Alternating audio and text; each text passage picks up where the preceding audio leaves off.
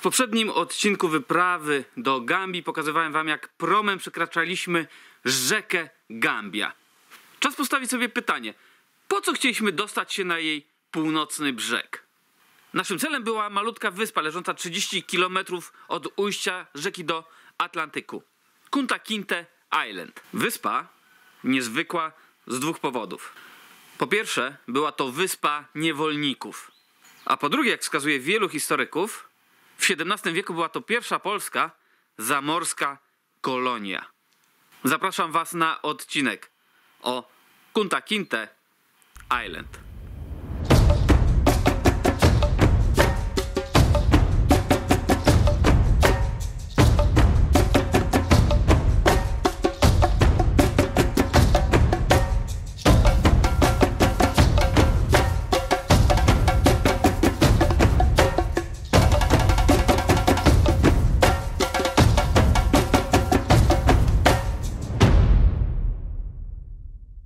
Myślałem, że już dziczej być nie może, ale tu jest dziczej. Północna Gambia, ho, ho, ho.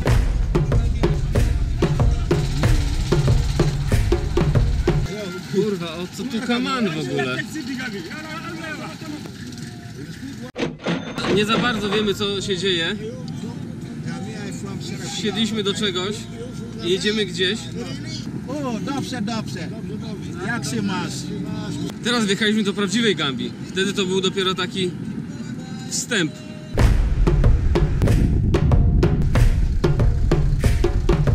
Gambijczycy, mimo że 97% mieszkańców jest wyznania muzułmańskiego, bardzo wierzą w zabobony i w różnego rodzaju czary mary, hokusy pokusy.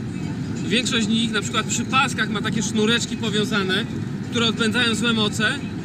A tu na północy znaleźliśmy jeszcze kolesia, który aromatyczną gałązką odpędza złe moce od swojego samochodu.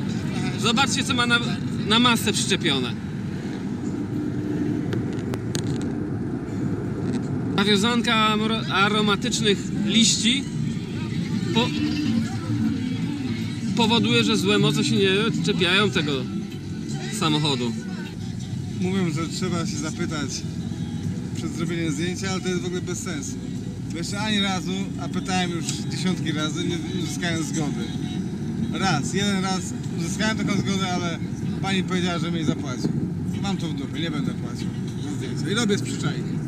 Z przyczajki, czyli robienie zdjęć z zaskoczenia i to tak, żeby zaskoczony nie zorientował się, że jest zaskoczony.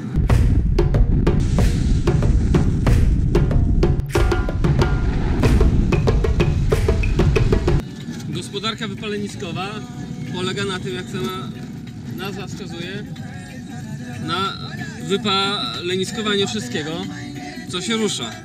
Dziko, dziczej, coraz dziczej. Patrz ta na to.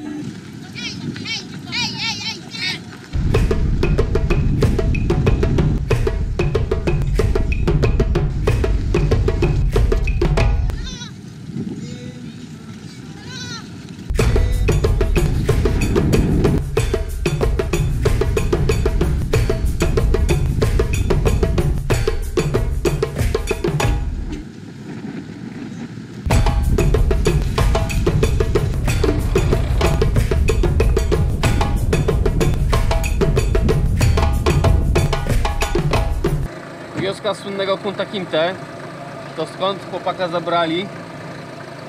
Teraz cała okolica z tego żyje. No bo z czego ma żyć, jak nie z Kunta Kinte? Do położonej pośrodku rzeki wyspy jako pierwsi w XVI wieku dotarli Portugalczycy. Odkrytej wyspie nadali nazwę Wyspa Świętego Andrzeja. W 1651 roku na wyspę dotarła wyprawa zorganizowana przez księcia kurlandzkiego Jakuba Kettlera. Wyspa została ogłoszona kurlandzką kolonią. Leżąca na wybrzeżu Bałtyku, Kurlandia była w tamtych czasach lennem Rzeczpospolitej. Podlegała pod władzę polskiego króla, Jana Kazimierza. Stąd też liczne spekulacje, że de facto wyspa pośrodku Gambii stała się pierwszą polską kolonią. Nic bardziej mylnego. Władze Rzeczypospolitej, w tamtych czasach zajęte wewnętrznymi sporami, nie były zainteresowane żadnymi morskimi wyprawami i podbojami. Podczas wojen Rzeczypospolitej ze Szwecją Kurlandia została podbita przez tych ostatnich, a afrykańska kolonia na wyspie, na rzece Gambia, została zajęta najpierw przez Brytyjczyków, a później przez Francuzów. Pewnie zastanawiacie się, z czego znana jest Gambia na świecie. No trochę z niczego. Może z tego, że jest najmniejszym krajem Afryki. Bardzo very little malutkim.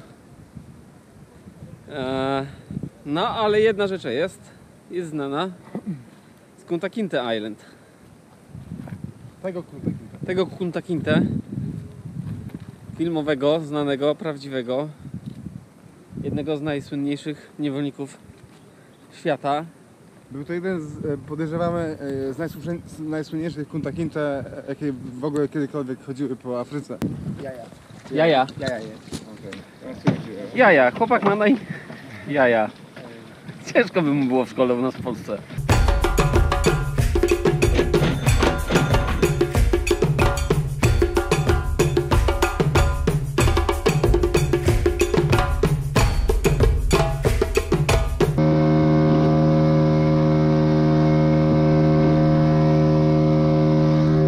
Nie jest źle, nie muszę wiaderkiem pracować. Jestem drugi po panu, jak mu się ręce zmęczą.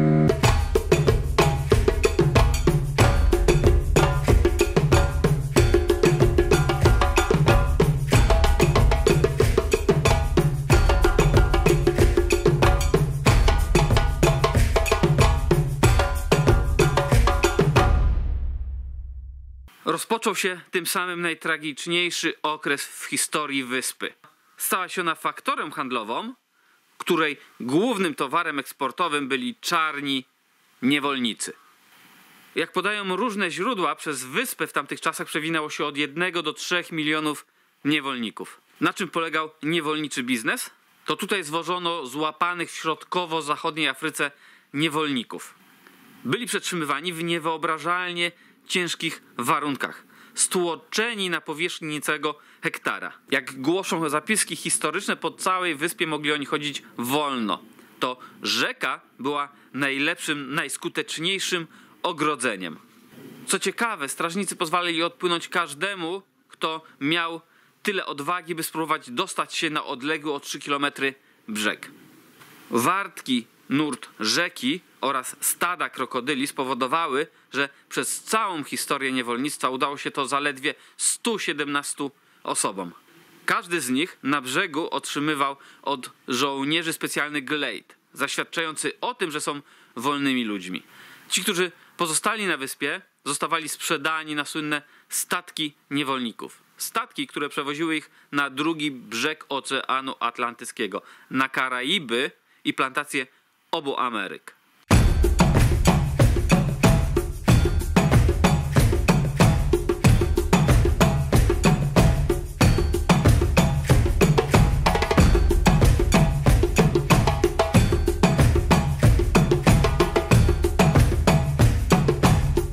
Wyspa Niewolników ponownie powróciła do świadomości Europejczyków wraz ze słynną powieścią i filmem pod tytułem Korzenie, którego głównym bohaterem jest złapany na terenie dzisiejszej Gambii niewolnik ze szczepu Madiga Kunta Kinte.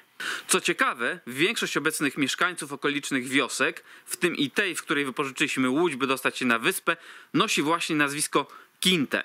A przynajmniej tak twierdzą, bo jak powiedział sam przewodnik, tego nazwiska bardziej używają w celach turystycznych niż w rzeczywistości ono do nich należy. Pod wpływem popularności wyspie została zmieniona w 2011 roku nazwa z pierwotnej Wyspy Świętego Andrzeja na Kunta Kinte Island. Transport na wyspę należy zorganizować sobie, czyli kupić samodzielnie, korzystając z różnych propozycji okolicznych mieszkańców. Jednocześnie jest się także proszonym dyskretnie o wsparcie muzeum oraz mieszkańców dalekiej rodziny Kunty. To tak zwani prawnukowie jego siostry, prawnukowie jego babci, prawnukowie jego prawnuków. Po powrocie na brzeg przyjacielscy wieśniacy podpowiadają nam tak, żebyśmy wsparli kapitana łodzi. To jest bardzo dobry człowiek. Gdy to robimy, gdy wspieramy go małym datkiem, dowiadujemy się, że sternik także jest bardzo dobrym człowiekiem.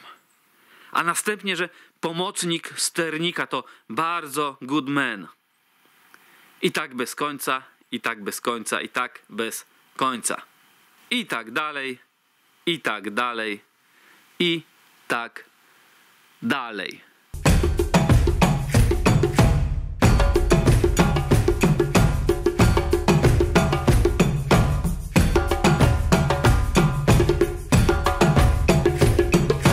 Got the big one. You don't see the big one.